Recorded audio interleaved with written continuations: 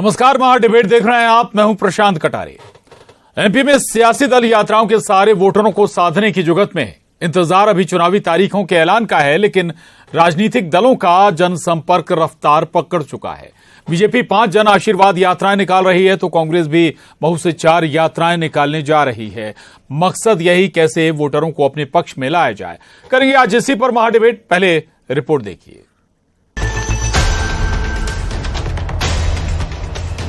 3 सितंबर से बीजेपी जन आशीर्वाद यात्राओं का आगाज करने जा रही है। पहली यात्रा चित्रकूट से बीजेपी अध्यक्ष जेपी नड्डा की अगुवाई में शुरू होगी। इसके बाद दूसरी यात्रा मंडला, तीसरी खंडवा, चौथी नीमच और 5वीं यात्रा श्योपुर से निकलेगी, जिनकी अगुवाई दिग्गज नेता करेंगे। नेताओं के लिए खासतौर पर हाईटेक रथ तैयार किए गए हैं। यात्रा की शुरुआत से पहले पार्टी नेताओं ने दावा किया है, इस बार उन्हें जनता का रिकॉर्ड आशीर्वाद मिलेगा। कल जन आशीर्वाद यात्रा को आशीर्वाद देकर प्रारंभ करेंगे और हमारा नेतृत्व आपसे आशीर्वाद लेने आ रहा है। मैं जनता जनार्दन से अपील करता हूं, यात्राओं में सम्मिलित हो, भरपूर आशीर्वाद की वर्षा करे, क्योंकि पूरा प्रदेश हमारे लिए, हमने सरकार नहीं चलाई, परिवार चलाया है। सारा राज्य इस बात का साक्षी है कि जब चुनाव का समय आता है तो भारतीय जनता पार्टी जनता से आशीर्वाद लेने का कार्यक्रम बनाती है और जनता से आशीर्वाद लेने की हिम्मत और साहस उसी राजनीतिक दल में होती है जो अपने कार्यकाल में गरीब कल्याण और विकास से जनता की गोद उपलब्धियों से भरने का सफलतम प्रयत्न करता है। चुनावी तिथि को करीब देखते हुए कांग्रेस भी महू से एक साथ 4 यात्राएं निकालने जा रही है, जिनका फोकस SC/ST वोटरों वाली 68 विधानसभा सीटों पर होगा। बीजेपी की जन आशीर्वाद यात्रा को लेकर कांग्रेस ने सरकार पर जमकर हमला बोला। जहां देखो आफत, चौपट हमारी शिक्षा व्यवस्था, चौपट हमारी स्वास्थ्य व्यवस्था, चौपट हमारा रोजगार, चौपट हमारी अर्थव्यवस्था, चौपट हमारा कृषि क्षेत्र। ये चौपट प्रदेश, भ्रष्टाचार प्रदेश, घोटाला प्रदेश। जन आशीर्वाद, किस बात की जन आशीर्वाद यात्रा? प्रदेश की बेटियां असुरक्षित हैं, महिलाएं असुरक्षित हैं।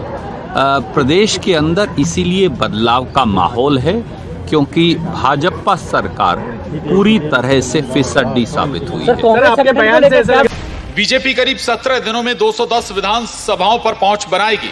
25 सितंबर को भोपाल में महाकुंभ के साथ जन आशीर्वाद यात्रा का समापन होगा, जबकि महू से शुरू हुई कांग्रेस की यात्राएं ग्वालियर में आकर थमेंगी। इन सियासी यात्राओं से किसके कितने हित सधेंगे, ये चुनाव नतीजों से ही साफ हो सकेगा।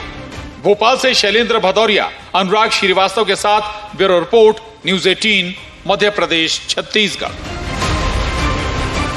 तो चुनाव की तारीखों का अभी ऐलान का इंतजार करिए, लेकिन जो राजनीतिक दल हैं वो पूरी ताकत के साथ अब मैदान में उतर चुके हैं। जनसंपर्क में यात्राएं निकाली जा रही हैं और अभी लंबी तैयारी है अलग अलग बड़ी यात्राएं निकालने की, कांग्रेस और बीजेपी दोनों बड़े सियासी दलों की। इसी पर आज हम चर्चा करेंगे। 3 खास मेहमान हमारे साथ जुड़ रहे हैं। सुमेर सिंह सोलंकी जी हैं, राज्यसभा सांसद, बीजेपी से। बहुत स्वागत है सुमेर जी, न्यूज 18 पर आपका। रामनिवास रावत जी हैं, प्रदेश कार्यकारी अध्यक्ष, कांग्रेस से। बहुत स्वागत है रामनिवास जी आपका न्यूज 18 पर। और वरिष्ठ पत्रकार धनंजय प्रताप सिंह जी हमारे साथ इस चर्चा में जुड़े हैं, आपका भी बहुत स्वागत है। सुमेर सिंह सोलंकी जी, सवाल आपसे, आखिर फोकस क्या है इन यात्राओं का? प्रदेश की योजनाएं बताएंगे, प्रदेश के काम बताएंगे, केंद्र के काम बताएंगे, या किस बिहाफ पे, किस चेहरे पर आप वोट मांगने जा रहे हैं? देखिए धनंजय जी, भारतीय जनता पार्टी निरंतर कार्य करने वाली पार्टी है, जो जनता के लिए सबका साथ, सबका विकास, सबके विश्वास के साथ, सबके प्रयासों के साथ देश में और मध्य प्रदेश में विकास करने का काम कर रही है। मैं आपको ये कहना चाहता हूं कि जिस पार्टी ने इस देश के अंदर 60 साल तक राज किए, वो जनता के पास किस मुंह से जन आशीर्वाद यात्रा लेकर जा रही है या जाती। भारतीय जनता पार्टी ने पिछले 9 सालों में देश के प्रधानमंत्री माननीय नरेंद्र मोदी जी के नेतृत्व में और मध्य प्रदेश की यशस्वी मुख्यमंत्री माननीय शिवराज सिंह चौहान के नेतृत्व में मध्य प्रदेश के अंदर विकास का इतिहास रचा है। और ये विकास पिछले 60 सालों पर भारी है। देश की जनता के साथ हमने कोई पक्षपात नहीं किया। मध्य प्रदेश की जनता के साथ सबका विकास करने का काम किया है। और इन विकास के कामों को जब किया है भारतीय जनता पार्टी ने, तो भारतीय जनता पार्टी जनता के बीच पहुंच रही है। भारतीय जनता पार्टी के हमारे जो कार्यकर्ता है, जो हमारे नेता है, वो जनता का आशीर्वाद लेने के लिए जनता के बीच पहुंच रहे हैं। और जनता से 2023 के विधानसभा चुनाव के पहले, 2024 के लोकसभा चुनाव के पहले, हम 2023 और 24 में भारतीय जनता पार्टी की सरकारें जब दोबारा बनेगी तो जनता से हम सुझाव भी एकत्रित करेंगे, जन आकांक्षाएं भी एकत्रित करेंगे। और ये दोनों कामों को करते हुए, जनता का आशीर्वाद लेते हुए 2023 के चुनाव में भारी बहुमत के साथ भारतीय जनता पार्टी के साथ जन समर्थन रहेगा, जनता का आशीर्वाद रहेगा। इन्हीं बातों को लेकर, इन्हीं विषयों को लेकर हम मध्य प्रदेश में 5 स्थानों से जनता के बीच में जनता का आशीर्वाद लेने जा रहे हैं। और हमारे मध्य प्रदेश के यशस्वी मुख्यमंत्री माननीय शिवराज सिंह चौहान हमेशा कहते रहे हैं, हर मंच से कहते रहे हैं कि मैं सेवक हूं और जनता हमारी भगवान है। तो सचमुच में भगवान रूपी जनता के पास हम पहुंच रहे हैं। और जनता के कल्याण के लिए जो विकास कार्य भारतीय जनता पार्टी की सरकारों ने अंतिम व्यक्ति तक, अंतिम गांव तक जो विकास कार्य किए हैं, उन विकास कार्यों के साथ में और भारतीय जनता पार्टी देश की और प्रदेश की जनता की आकांक्षाओं के अनुरूप और जो काम करना है वो सुझाव भी एकत्रित करने का काम इस जन आशीर्वाद यात्रा के माध्यम से किया जाएगा। और मैं मानता हूं कि 2023 में फिर से मध्य प्रदेश की जनता का आशीर्वाद भारतीय जनता पार्टी को मिलेगा। ठीक बात है। रामनिवास रावत जी दावा कर रहे हैं सुमेर जी कि भाई हम 18.5 साल का और 9 साल का विकास काम जनता के बीच लेकर जा रहे हैं, आशीर्वाद हमें ही जनता का मिलेगा। लेकिन कांग्रेस की प्लानिंग क्या है? 4 यात्राओं का भी हम जिक्र कर रहे हैं, कहा यही जा रहा है कि भाई SC/ST को टारगेट कर रहे हैं, आप फोकस कर रहे हैं। देखिए, आप पूरी जनता के सामने, पूरी देश की जनता जानती है कि झूठ बहुत लंबे समय तक नहीं चलता। मोदी जी 14 में आए, मोदी जी ने 14 में झूठ बोला, चाहे तो वो 15 लाख रुपए देने का वायदा किया हो, चाहे 2 करोड़ रोजगार देने का वायदा किया हो, चाहे किसानों की आय दोगुनी करने का वायदा किया हो। और जहां तक हम शिवराज सिंह जी की बात करें, निश्चित रूप से उन्हें 18.5 साल 19 साल हो गए, लेकिन उनकी लगभग 23,000 घोषणाएं ऐसी हैं जो अभी तक अधूरी पड़ी हैं। और प्रशासन बिल्कुल निरंकुश हो गया है, भ्रष्टाचार चरम पर है, 50% तक भ्रष्टाचार नरेगा के कामों में हो रहा है। तो जनता अब समझ चुकी है। मैं समझता हूँ कि भारतीय जनता पार्टी, चाहे वो केंद्र के नेता हों चाहे राज्य के नेता हों, हमेशा केवल और केवल सत्ता प्राप्ति के लिए काम करते रहते हैं। उन्हें जनता से कोई लेना देना नहीं रहता। 18 में भी मध्य प्रदेश में कांग्रेस की सरकार बनी, लेकिन उन्होंने किस तरह से प्रजातंत्र पर डाका डाल के, किस तरह से लोगों को खरीद फरोख्त करके, हॉर्स ट्रेडिंग करके सरकार गिराई और अपनी सरकार बनाई। तो इन्हें केवल सत्ता प्राप्त करने के लिए किसी भी स्तर तक जा सकते हैं, कुछ भी कर सकते हैं।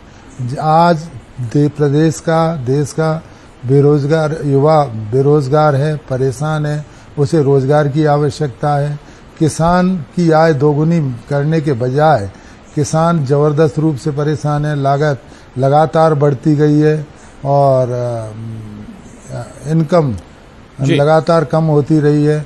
अगर आदरणीय सोलंकी जी बहुत अच्छे सांसद हैं, अगर हम देखें कि 2014 से लेके अभी तक CACP जो लागत, कृषि लागत और मूल्य आयोग है, उसको अगर उसकी रिपोर्ट अभी पढ़ लें जो प्रस्तुत हुई है, गन्ने पर एक्सपेंडिचर 14 से लेके अभी तक 114% बढ़ा है और गन्ने के मूल्य में वृद्धि हुई है 37%। किसान कहाँ से कहाँ आ गया ये किसी से छुपा नहीं है। अगर अच्छी सरकार चल रही है तो पूरे देश के नेताओं की यात्रा करने की आवश्यकता क्या थी।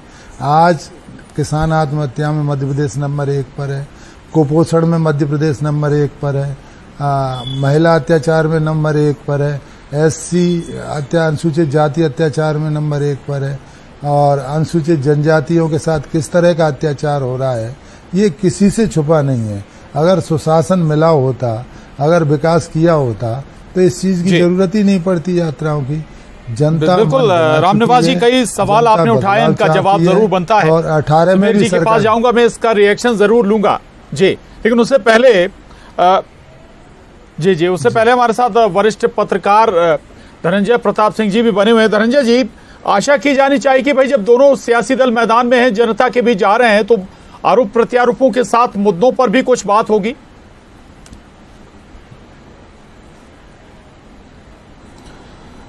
निश्चित तौर पे प्रशांत, मुद्दों पर बात होगी जी।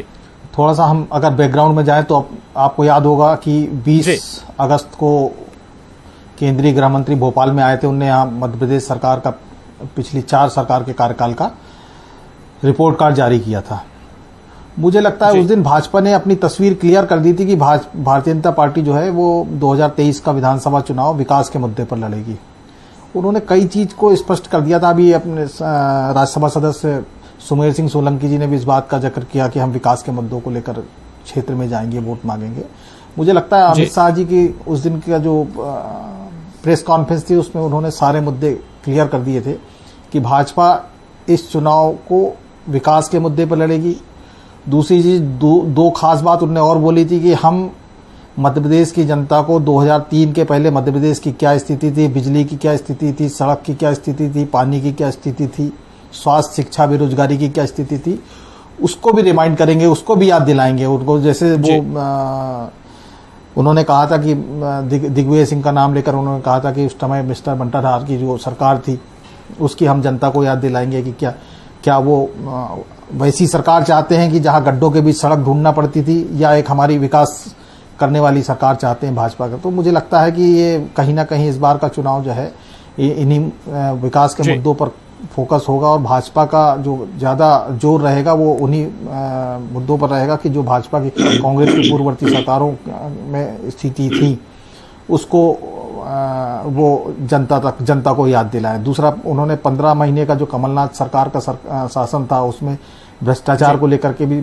कांग्रेस की घेराबंदी की थी अमित शाह जी ने। तो मुझे लगता है भाजपा उस 15 महीने के कार्यकाल में जो भ्रष्टाचार का मुद्दा था उसको भी मुद्दा बनाएगी। तो एक दूसरे पर टारगेट भी होंगे और अपनी बातें भी गिनाई जाएंगी। ठीक बात है। सुमेर सिंह सोलंकी जी, रामनिवास रावत जी कह रहे हैं कि भाई वाकई अगर आप लोगों ने काम किया होता तो इतने बड़े नेताओं को आपको राज्य में बुलाने की जरूरत क्यों पड़ गई। दूसरा कि भाई किसानों का जिक्र रामनिवास रावत जी ने भी किया, कमलनाथ जी भी कह रहे हैं कि भाई चौपट हो चुकी हैं, बेरोजगारी बढ़ी है, शिक्षा व्यवस्था, स्वास्थ्य व्यवस्था, सब कुछ चौपट है इस वक्त एमपी में। देखिए, जहां तक भारतीय जनता पार्टी के बड़े नेताओं का मध्य प्रदेश में आना, तो वो हमेशा आते रहे हैं, चुनाव हो या नहीं हो। भारतीय जनता पार्टी के हमारे देश के प्रधानमंत्री माननीय नरेंद्र मोदी जी, माननीय गृह मंत्री अमित शाह जी, हमारे माननीय राष्ट्रीय अध्यक्ष जेपी नड्डा जी, और मध्य प्रदेश के अंदर केंद्र के और मंत्री जो भारत का ही हिस्सा है मध्य प्रदेश का, और मध्य प्रदेश की धरती पर वो हमेशा आते रहे हैं, निरंतर आते रहे, सिर्फ चुनाव में आ रहे ऐसी कोई बात नहीं है।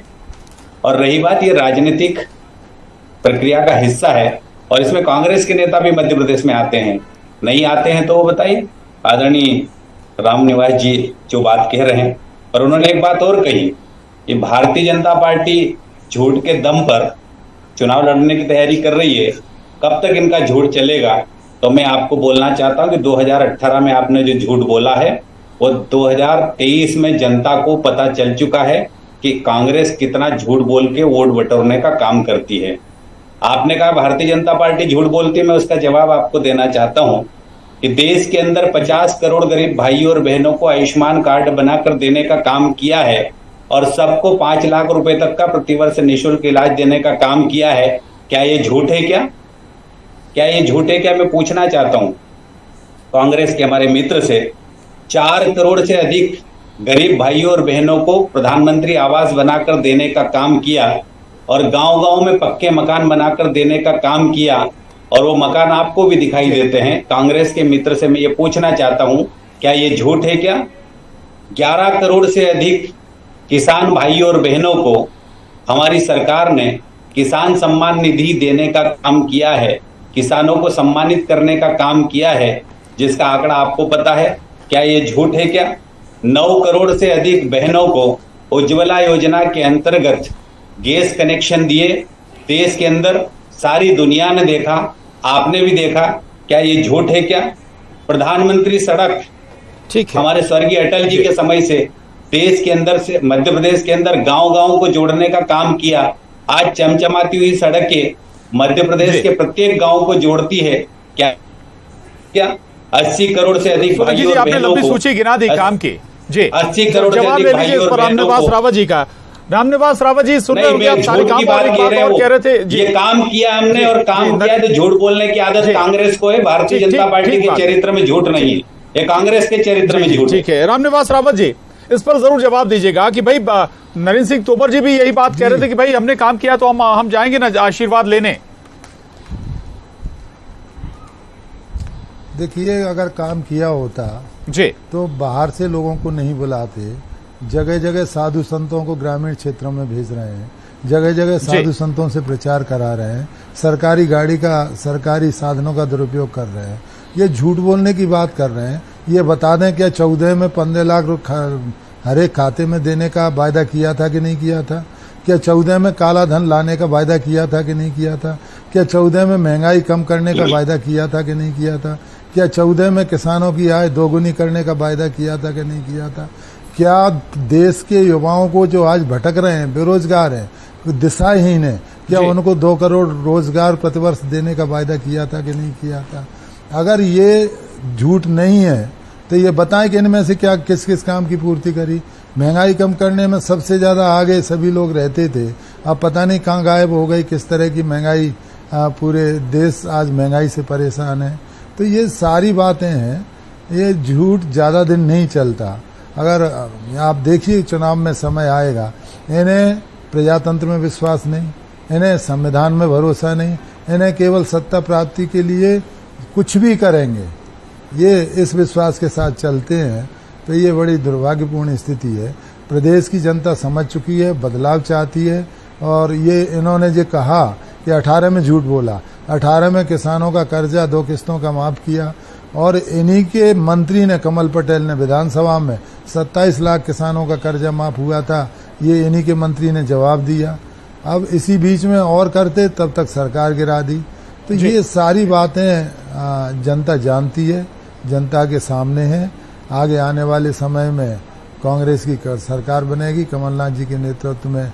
निश्चित रूप से लोग बदलाव चाहते हैं, लोग ऊब चुके, क्योंकि झूठ से लोग ऊब चुके, इसलिए ये बदलने की प्रक्रिया। आज देखिए कि इन्हीं के भंवर सिंह शेखावत जी कांग्रेस में सम्मिलित हुए हैं, जो एपेक्स बैंक के अध्यक्ष रहे, 3 बार के विधायक रहे। वीरेंद्र रघुवंशी जो विधायक हैं वो कांग्रेस में सम्मिलित हुए हैं। कांग्रेस में आने के लिए लोगों की बाढ़ सी लगी है, और जिन लोगों को लेकर के गए ये वो भी कांग्रेस में आने के लिए तैयार है, लेकिन उन्हें कांग्रेस के लिए जगह। रामनिवास जी, आपने 2-3 मसले एक साथ उठा दिए, सारी स्थिति है। अगर भाजपा जी उस पर जल्दी रिएक्शन, अब छोटे छोटे जवाब लूंगा। सोलंकी जी 2 बातें, एक तो महंगाई बेरोजगारी पर सवाल पूछ रहे हैं रामनिवास रावत जी, दूसरा कह रहे हैं कि भाई आजकल स्थिति ऐसी कि बीजेपी से कांग्रेस में नेता लालायत हैं आने को।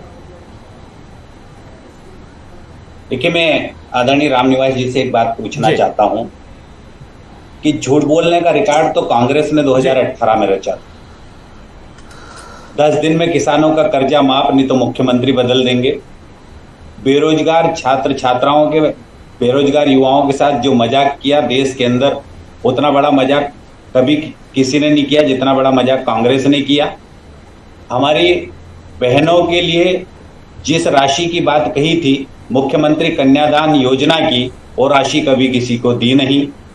1 दर्जन से अधिक गरीब भाइयों और बहनों की योजनाएं जो मध्य प्रदेश में माननीय मुख्यमंत्री शिवराज सिंह चौहान ने लागू की थी, ठीक, आपका आरोप की योजनाएं जो सरकार की थी वो आपने सरकार की बंद कर दी। रावत जी, रामनिवास रावत जी, सरकार आई आपकी, वो आपने बंद कर दी। कांग्रेस ने योजनाओं को बंद करने का काम किया है। कांग्रेस ने गरीबों की योजनाओं को बंद करने का काम किया है। जी रावत जी,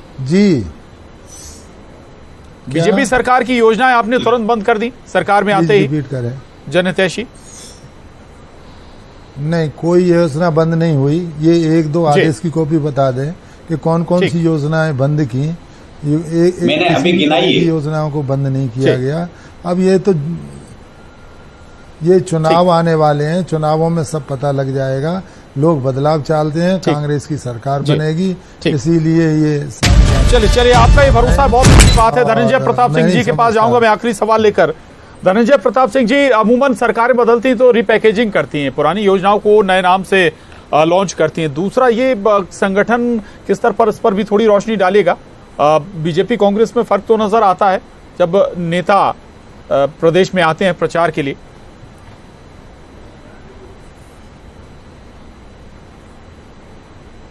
हाँ प्रशांत जी, देखिए आपने 2 बात कही। जो पुरानी योजनाओं को रिपैकेजिंग की बात है, तो देखिए योजनाएं तो आमतौर पे वही की वही रहती हैं। अगर संबल योजना भाजपा ने बनाई थी तो इंदिरा गांधी घरेलू बिजली योजना कांग्रेस ने बनाई थी। ये 100 रुपए में बिजली दे रहे थे, वो 200 रुपए में 200 यूनिट बिजली दे रहे थे। योजना तो वही की वही है। ये लाडली बहना योजना में 1250 रुपए भाजपा दे रही है, कांग्रेस ने नारी सम्मान निधि लाई है, वो 1500 रुपए देने का वादा कर रही है। तो योजना तो वही की वही रहती है प्रशांत जी, बस कहीं से कहीं पलट दिया जाता है। बाकी दूसरा आपने कहा संगठन नेताओं में फर्क का। देखिए मुझे ऐसा लगता है कि प्रशांत जी, भाजपा जो है वो अपन गुजरात का चुनाव ले या कर्नाटक का चुनाव ले, एक बिल्कुल सामूहिक नेतृत्व में चुनाव लड़ती है। पूरे देखिए प्रधानमंत्री से लेकर के भाजपा का जितना केंद्रीय नेतृत्व वो सारा राज्य में जाकर के प्रचार प्रसार करता है, पूरा चुनाव की कमान अपने हाथ में संभाल लेता है। अपन जो कहते हैं कि गोरिल्ला युद्ध की प्रणाली में ये लोग भाजपा काम करती है। बिल्कुल बिल्कुल, तो ये बड़ी बात आपने कही है, महत्वपूर्ण बात। और चलिए डिबेट को यहीं खत्म करेंगे। आप तीनों खास मेहमानों का बहुत शुक्रिया, बहुत धन्यवाद। चर्चा में बस इतना ही।